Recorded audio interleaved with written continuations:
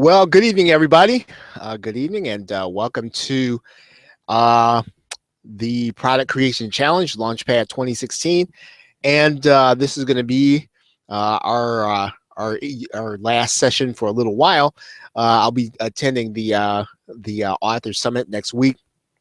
We may do a hands-on session, but I think I've given you enough hands-on help this week for you to get started and to be involved in the product creation process.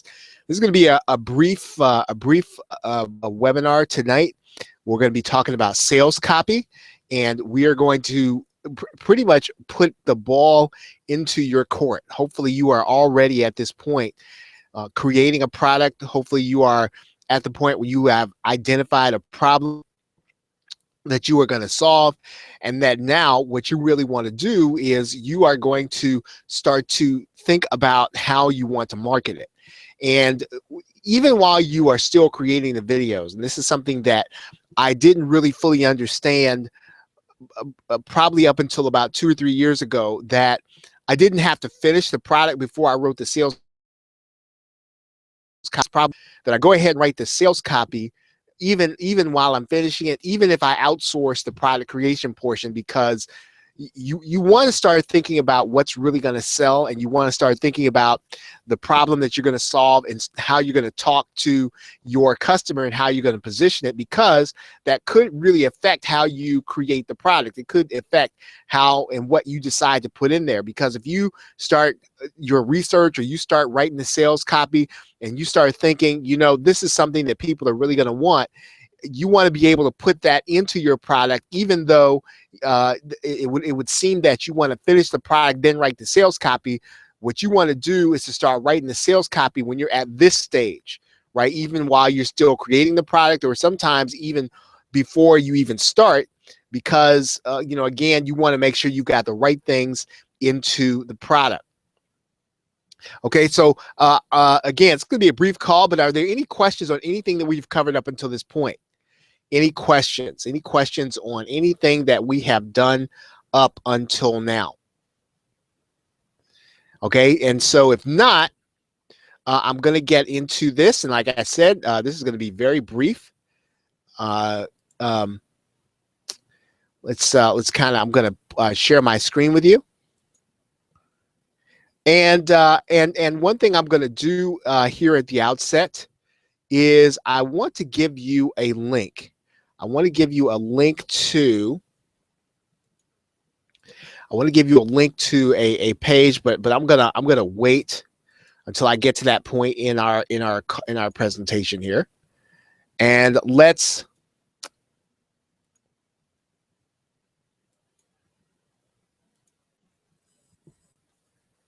Okay, can everybody see my screen? Can everybody see my screen? In fact, I'm just going to make sure that this is all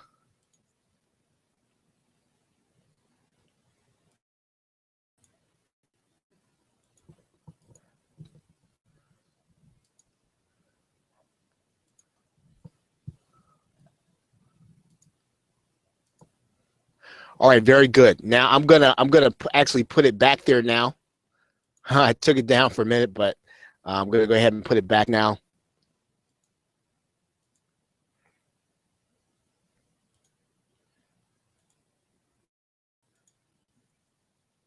Okay.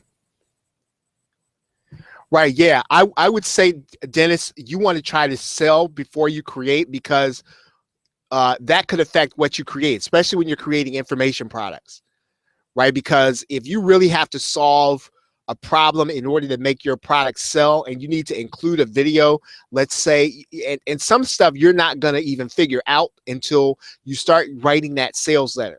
And you start thinking about, okay, you know, if I'm this person, here's what I'd want in order to buy this product. And then you're going to come to a point, you're going to start writing things. You're going to say, you know what? This is something I think people would really want to have in there. And so you want to go ahead and put that in the sales letter, but then you might have to go back and add it to your product. Right? So yeah. And if you're going to outsource your product, to be honest, you might even you might even write the sales letter before you outsource it or while you're outsourcing, right? You might even write the sales letter then. Okay, so now let's talk about copy. Now, I understand that, I wouldn't consider myself an expert copywriter. And to be honest, I mean, you never master copywriting. So you can always learn. There's always room to learn more. There's room for me to learn more. I need to grow as a copywriter. You need to grow as a copywriter. And this is even if you decide to outsource, right? So don't think that just because you outsource all your copy that you don't need to know how this works. You do need to know, because you need to be able to tell, at the very least, when somebody brings you back copy, you need to be able to look at it and say, you know what, this is good. This will work. This is going to sell. And if you don't have that sense, it doesn't matter how much you pay somebody. If you got to be able to have the elements in your head in order to examine whether or not copy is good, even if somebody writes it for you. Right. So if you understand what I mean by that, when I talk about outsourcing, please put the number 1 in the question box. If you understand that I think you need to know copy at least a little. I'm not saying you have to be Dan Kennedy. I'm not even saying you have to write it. But you do have to know generally what good copy is. You do have to have a sense for, hey, this is going to sell. This has the right stuff in it. When you get copywriting back, you should be able to read over the copy and send it back and say, you know what, can you do a little work on this headline? Can you do a little work on these bullet points? Can you do a little work on this? Can you make this a little more relevant? And if you know copy a little bit, if you know the elements, you'll be able to do that. And that's really what we want to kind of do. Now, I want to talk to you about how many of you all find copywriting intimidating, right? How many of you all find the idea of writing a sales letter intimidating? I know I did when I first started internet marketing, and even when I considered myself intermediate, right? If that's you, right? If that's you, if you consider the idea of writing a sales letter a little intimidating, please put the letter Y in the question box. Yeah, so if it's a little bit intimidating, I'm going to help you out here tonight. And I'm going to tell you some things that I wish somebody had told me. And I'm going to tell you some things that I think will really help you, that I just learned that even helped me today. Okay, so the first thing I'm going to do is I'm going to put a link in the box. And I want you to go and get this link. And I'm going to tell you about what this is. Okay, this is the first thing I want you to do. I just put a link there in the chat box. And the link is to, it says marketingprofit.com/2/FREY2.ASP. Right. So again, I'm going to put that link in the box. And I'm going to show you what this page is. Okay, this is called the 12th step foolproof sales letter. And it is one, and if you look at the date, let me size this up for you.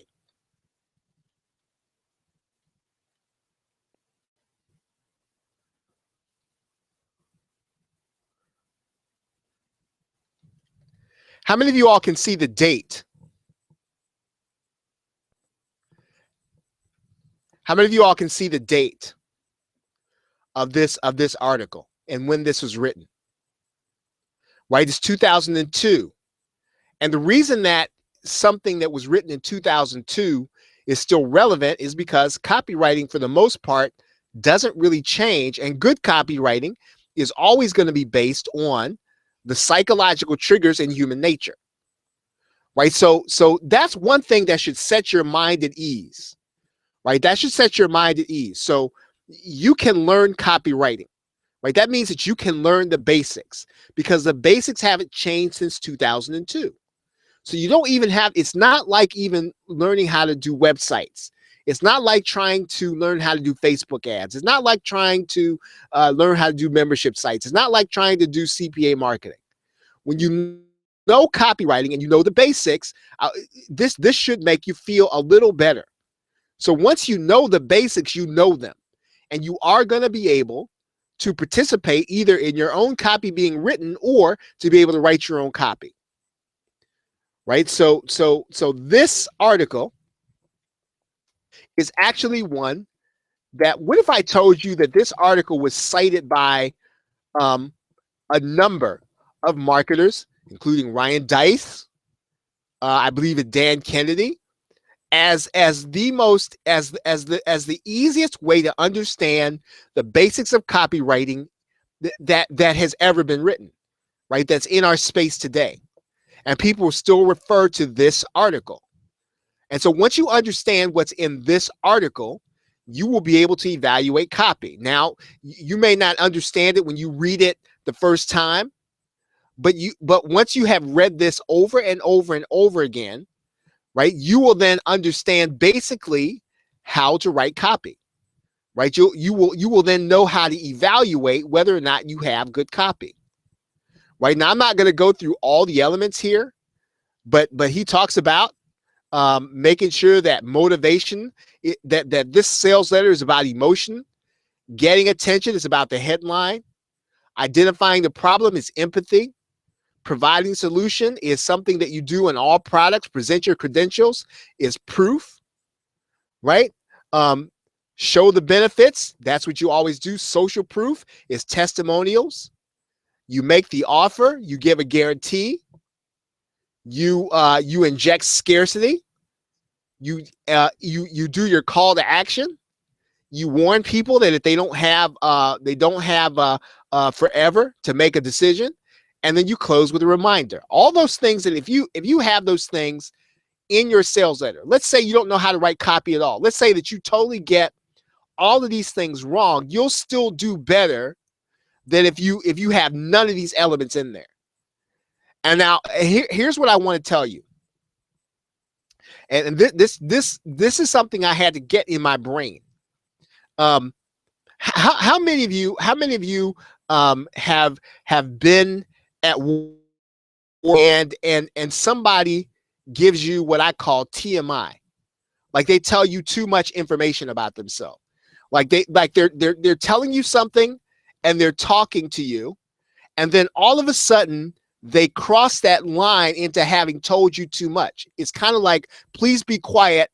You're ruining everything you said at the start. Stop talking.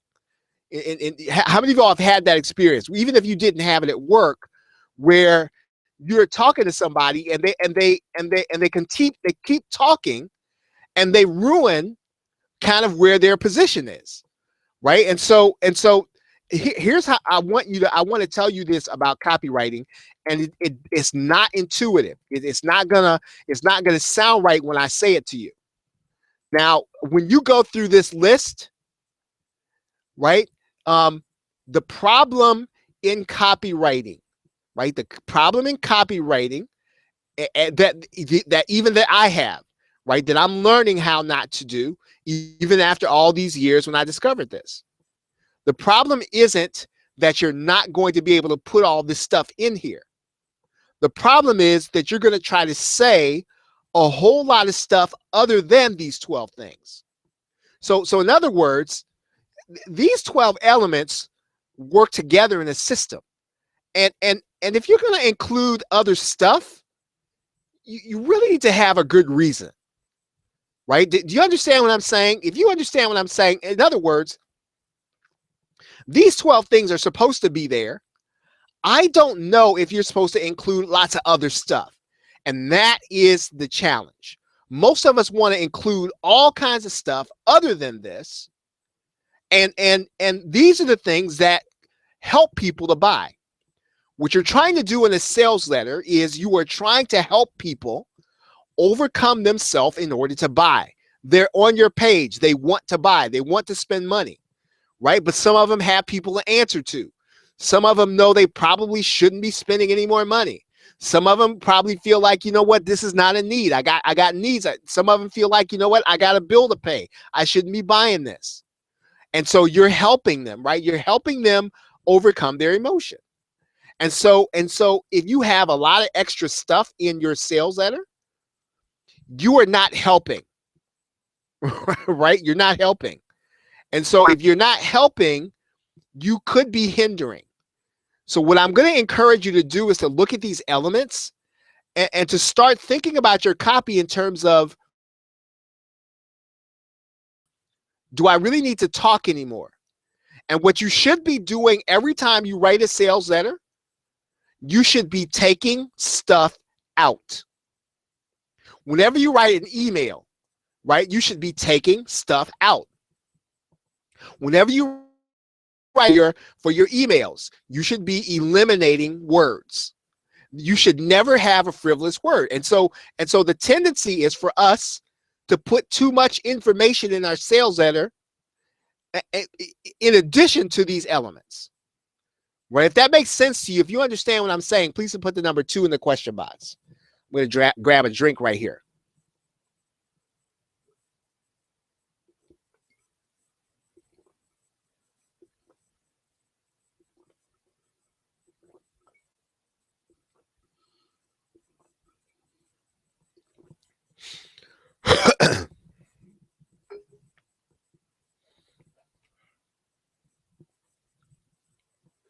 Okay, so now you've got David Fry's bulletproof sales letter, and trust me when I say this, a lot of marketers refer to this, and they use it as the basis for copywriting. So now let's go through a few things here before we go to the house for tonight. Okay, I'm going to give you a simple hack tonight to the sales letter process. Right now, I've given you one. Right, I've given you one. Now you're going to take that. You need to use that as your outline.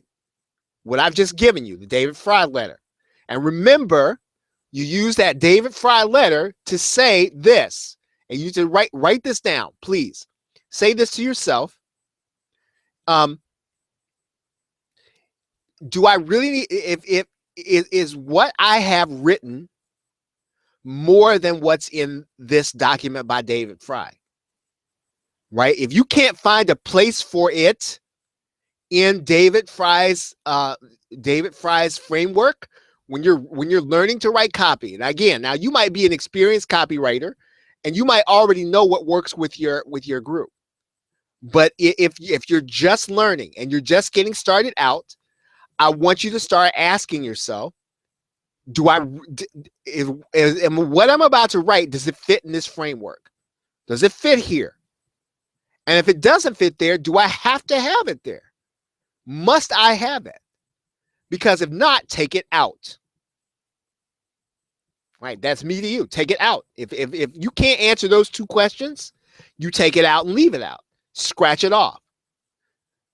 Now now again, I know that sounds a little harsh, but most of us talk too much. Right? Most of us. And especially when it comes to copywriting, more isn't less. You know, so don't do too much talking. All right, thank you, Jim. Okay, so now here's what you're going to do. I want you to start looking at your PLR differently. Right? A lot of you all have PLR on your hard drive, and you've given up on it because you think, well, I couldn't sell this. I didn't sell this. Anytime somebody gives you a sales letter inside of a PLR product, right, you have gold. Even if it's a bad sales letter. Because now what you have is you have in a PLR sales letter something that you can adapt. And what are you going to use to adapt it? You use David Fry's framework. So take any PLR sales letter you have, any one of them, right? You find the one that's closest to the product you're writing. If you have problems writing a sales letter, go get a PLR sales letter. It doesn't have to be the exact product. You're going to adapt it anyway. And you're going to adapt it using David Fry's framework. You're going to adapt it, right? You're going to edit and rethink it according to David Fry. You're going to adapt the headline, right? Adapt the headline. You're going to redo the graphics, right? Now, typically, you can have graphics redone. You can find somebody on the Warrior forum. Don't use the same graphics as the PLR product. If you know how to do it in Photoshop, then do it. If not, have it done on Fiverr, right? Redo the graphic, adapt the story. So you're going to have the sales letter. It's going to have this story which identifies with the problem. Adapt it. Adapt it. Use David Fry's framework and adapt it to your product. You're going to have what I call proof, and that's what David Fry calls state your credentials, right? Proof just means that I have the authority to tell you and show you what I'm about to show you. I have the authority that you should take my word for it. I have the authority, and here are my credentials. And sometimes the authority is basically going to mean that you have proof that your concept works. Maybe you don't have any authority. Maybe you're not known, and so your authority could be the fact that you have scientific tests. You have scientific proof that your concept works. You have peer-related studies. You have research, and that research is all over the place. So you adapt the proof to your product. You adapt the social proof. So wherever there are testimonials, you get your own testimonials, right? If you don't have any testimonials, obviously you can't, but you can get testimonials of people who say the concept works. Right now, adapt the benefits. Right, adapt the benefits. I think you get the idea. This is how you're going to take any PLR sales letter. Now, if you have PLR on your hard drive and a bunch of them came with sales letters, this is what you're going to use them for. You're going to adapt them, right? And as many products as you have, trust me, you can take a PLR sales letter and adapt it. That's why the PLR is more than just if you got some, if you were able to sell it or not. That's not, to be honest, that's not even the best use of PLR to me, in my opinion. One of the best uses of PLR is being able to take that sales letter and use. If you understand what I'm saying when I mean adapt the sales letter and why that's important, please put the number 3 in the question box. If you understand what I mean by all the PLR sales letters that you have, they're yours to use and to readapt for your products. So for those of you who are intimidated by writing copy, you don't need to be. Right? I've given you a framework, and now you've even got the PLR sales letter in order to have it rewritten or rewrite it yourself.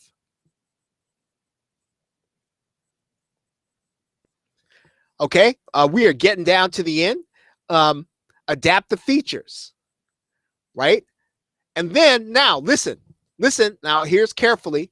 Now here's where this needs to go. Okay, so you've rewritten the sales letter, right? You've rewritten the sales letter. Now what you're going to do is you're going to take that same sales letter. You're going to post one sentence, one at a time on a PowerPoint slide. Right now, why do I do that?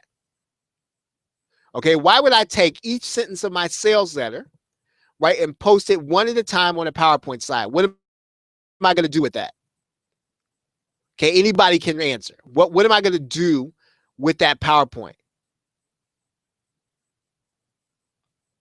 Right? Any ideas? So if I take my sales letter, I put one sentence on there of the sales letter at a time, one on each slide. What am I now going to do with that PowerPoint presentation? Okay, anybody can answer. What do you think? Exactly. I'm going to make a video. Right? Dale is right. That's my sales video. Right? That's now my sales video. So if you're intimidated by writing copy, you're intimidated by writing a sales video, and here's what's going to happen when you're reading that sales video, then you're gonna some stuff's just not going to sound right, and you're going to change it, and you're going to start editing it. You say, you know what? No, that's not quite right. I think I want to change this. And so you will then have a sales video that, again, doesn't matter if you were intimidated before, you will be able to get through writing a sales letter. Right? You will now be able to get through writing a video sales letter. Okay? And so really, that's really it, guys. That's really it. That's really all that I want to kind of share to you, is give you a little hack on writing your sales copy. right? So you get your get all a lot of you all have PLR. Get any old PLR sales letter that's relevant to your product, and then adapt it. And the framework you're going to use is David Fry. Okay, any questions?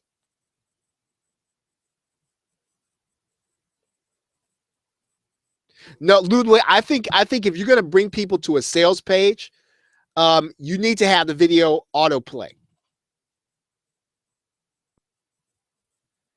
Right? So in my opinion. Now you can let your visitors have control of the video, right? Because if they're working in an office and then they hit your page and they don't want anybody to know they're watching the sales video, you wanted them to be able to stop it, right? That I would do, but I would have it autoplay.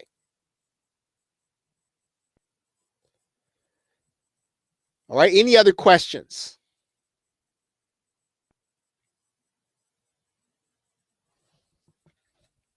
Okay. Any other questions? Okay. Yep. And then just upload to autoplay in YouTube. I think you have to split test that, Damon. I guess here's the question, right? Here's the question. I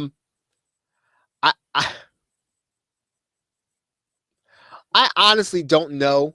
I don't watch video testimonials. And so I don't use them, and I think I don't use them because I don't watch them. I don't know if they make you convert. Now, they are a little more credible than a written statement, right? They're a little more credible, but I don't know. I think it's you have to determine that based on your product. I personally have never watched one, but whether or not they psychologically give a product more credibility, I haven't read anything on that, and I don't know the answer to that. So I guess the answer is going to be that you have to test it. Right? My personal preference is not to have them. I will have written testimonials, right? I like those, and that's because I like to read a sales letter. But that's a great question. Okay, any other questions?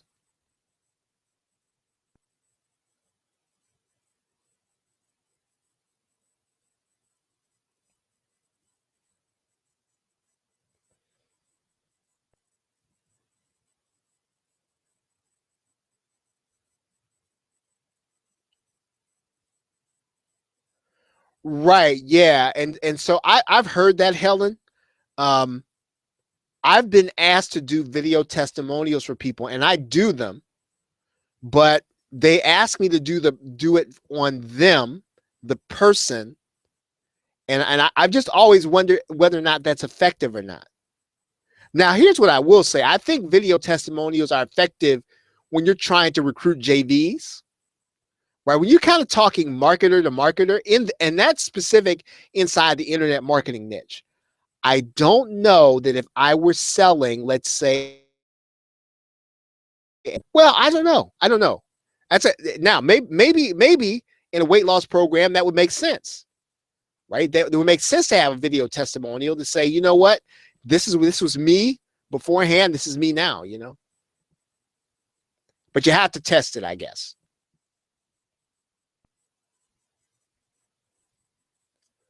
Okay. Any other questions?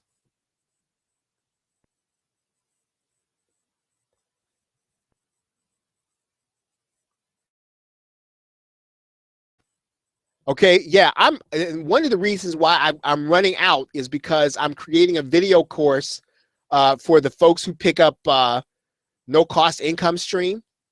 Now that's coming with my bonus where I do the setup on Genius Trainer Pro, Genius Marketing Pro, and Webinar Fusion Pro. Right now, I have done about 12 of the videos, and I'm at GMP.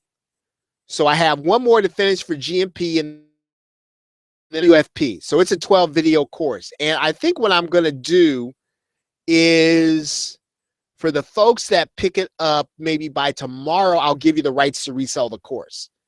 So yeah. Yeah, it's a lot of stuff. No cost income stream. It's a lot of stuff. And it's a pretty cool course. And Paul Counts, I have to say, he's a good teacher. Right? So yeah, it's game on. Yeah, Dale, what I'm going to do is to put it on a PDF. I'm going to put it inside the checkout area in JVZoo.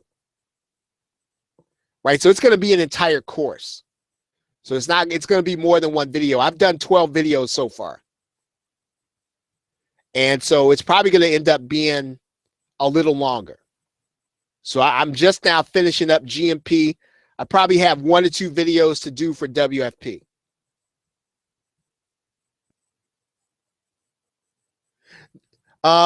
What I would say is that it wouldn't, in order to use it, Dana, you wouldn't. Yeah, exactly, Dale. In order to use it, you would. In order to get it, you won't. So you'll get the videos, but in order to follow along and use them, you would have to get the upsell. But, make a business decision. Right? My bonus will not be, Jerry. My bonus comes along in, my bonus goes in the checkout area for NCIS.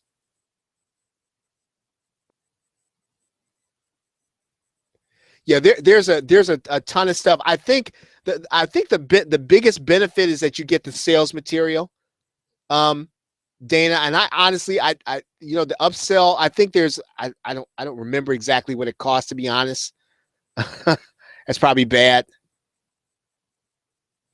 Yeah, no, there's no cost to my bonus at all. So you'll just pick it up at JVZoo in the checkout area.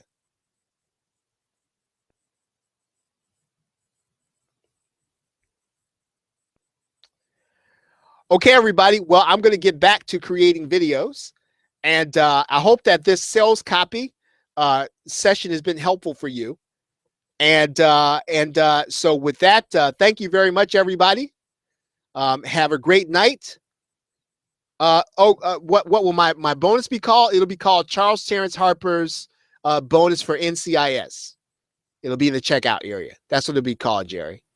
Charles Terrence Harper's bonus for NCIS. Okay, guys, everybody, have a great night, a pleasant tomorrow. Take care.